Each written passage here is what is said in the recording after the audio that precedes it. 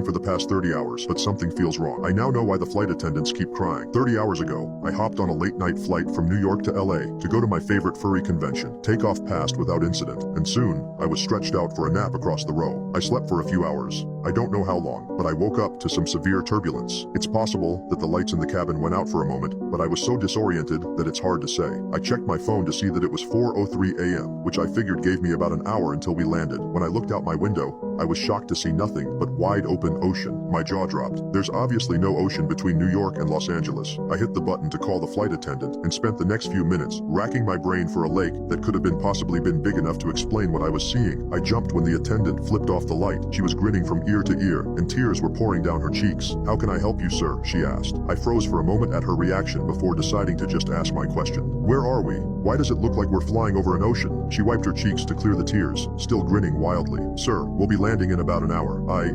Okay, thank you," I said. After she left, I checked the clock on my phone again. 4:03 a.m. blinked back at me. It hadn't changed. I had to have been waiting with my call light on for at least 5 minutes. How was it possible that it hadn't changed at all? I opened up my laptop and saw it too displayed 4:03 a.m. I pulled out my phone, started a stopwatch in the app, and spent the next 2 hours looking back and forth between the clocks, waiting for them to change. They never did. I tapped the shoulder of an older woman sitting in the row ahead of me. She looked back, an annoyed expression across her face. "Yes?" she asked. "Do you know how long until we land?" I asked. She narrowed her eyes. "That flight attendant said it would be about another hour." I shook my head in confusion. "That flight attendant? We talked almost 2 hours ago. We should have landed already." She stared at me as if I was crazy. I was going to continue trying to convince her, but I felt a hand on my shoulder. I spun to see a male flight attendant grinning down at me, tears pinging off his cheeks onto my shoulder. "Sir, I'm going to ask you to calm down, or I'll be calling the captain." I told him that wouldn't be necessary and sat back. He removed his hand and stepped away. The flight attendants continued to stop by every few hours offering meals. My stopwatch continued to tick up and is now telling me that I've been on this plane for more than 30 hours. I've explored all of coach and tried talking to some of the other passengers, but they've all told me that they're expecting to land in an hour or so. I'd just about given up hope when a woman came down the aisle dressed in a business suit. She didn't look at me or slow down, but she dropped a piece of paper onto my tray as she made her way to the bathrooms at the back of the plane. I shot a look around before unrolling it. It said, "Are you stuck too?" I pulled out a pen and wrote, "Yes, it's been 30 hours." I folded the scrap of paper up and set it on the tray closest to the aisle. I kept my voice low. "Yeah, my name's Jack, by the way.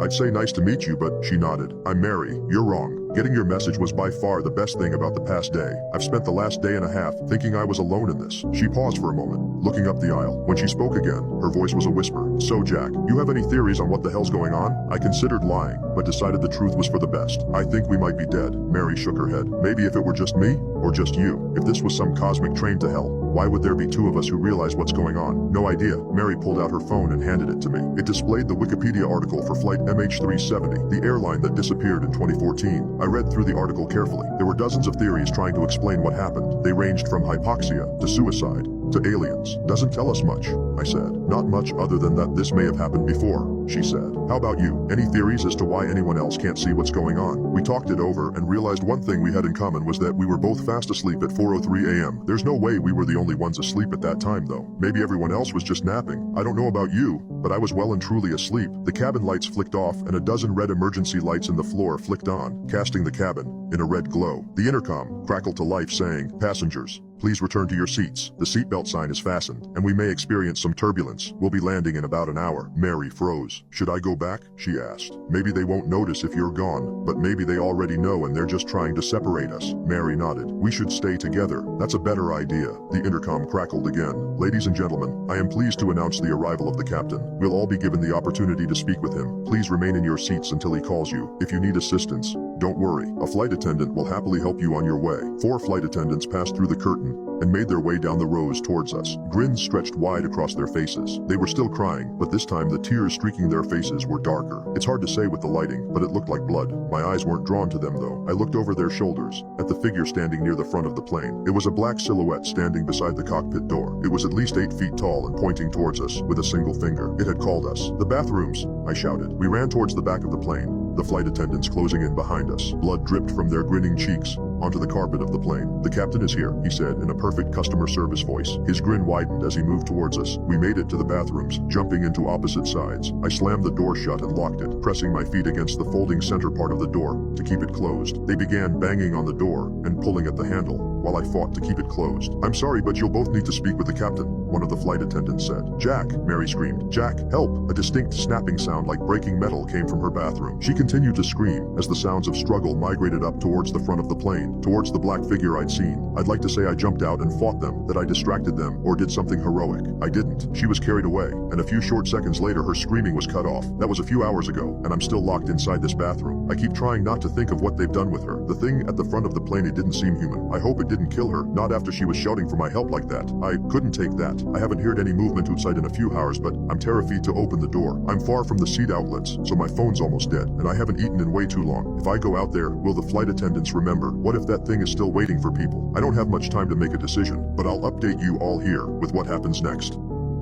After another dozen hours or so, I opened the bathroom door. The lights in the cabin were back to normal, and I couldn't smell any sulfur. I cautiously made my way back to my seat and almost cried when the grinning, crying flight attendant came by offering a meal. That crappy airline food was the most delicious thing I'd ever eaten. When I'd finished, my mind immediately turned to Mary. What had happened to her? I crept down the aisle towards first class, trying to keep a low profile. Surprisingly, the flight attendants were nowhere to be seen. They'd almost seemed to ignore me, almost as if they wanted me to find her. She had a row to herself and was staring down at her phone in the window seat. I slid into the aisle and shook her arm. "Mary," I hissed. She pulled out her headphones and stared at me with a surprised expression. "Yeah? What's going on? Are you okay?" I asked. "What did that thing do to you? What did they do to you? I'm sorry, remind me how I know you? What do you mean?"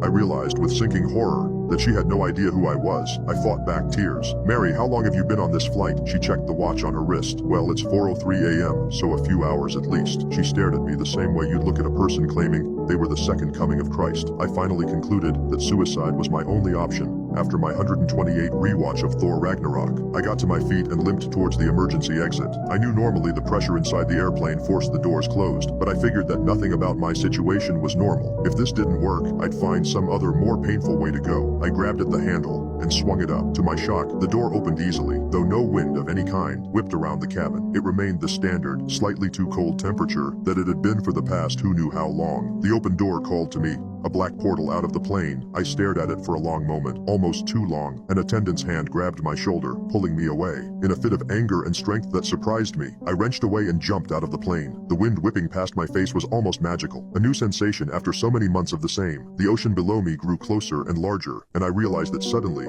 I didn't want to die after all. It grew larger and larger and larger, until it seemed that all I could see was darkness and waves. I impacted the surface of the water so fast and hard that my entire body jerked around in the seat. I pulled my hand back, sucking at my bruised knuckle. I'd hit it on the seat in front of me. "No," I whispered, then shouted, "No, no, no." A flight attendant ran down the aisle, kneeling beside me. "Are you okay, sir?" I clenched my hands into fists, almost swinging at her, but then I realized she wasn't grinning, she wasn't crying. To be honest, she looked a little scared of me. I reached my right hand down to my pocket, where I could feel my now unbroken phone. 4:04 am. "Sir, if you can calm down, we'll be landing in about an hour." My mouth tasted like ash. "Thank you," I managed. "I will." I stared, unblinking at my phone. It now displayed 4:05 a.m. Then I looked out my window and began to cry at the sight of city lights below me. We did land in about an hour. I can't even begin to explain why or how, but I'm currently sitting in an airport cafe typing this out. I'm free, I'm out, and I'm never going flying again.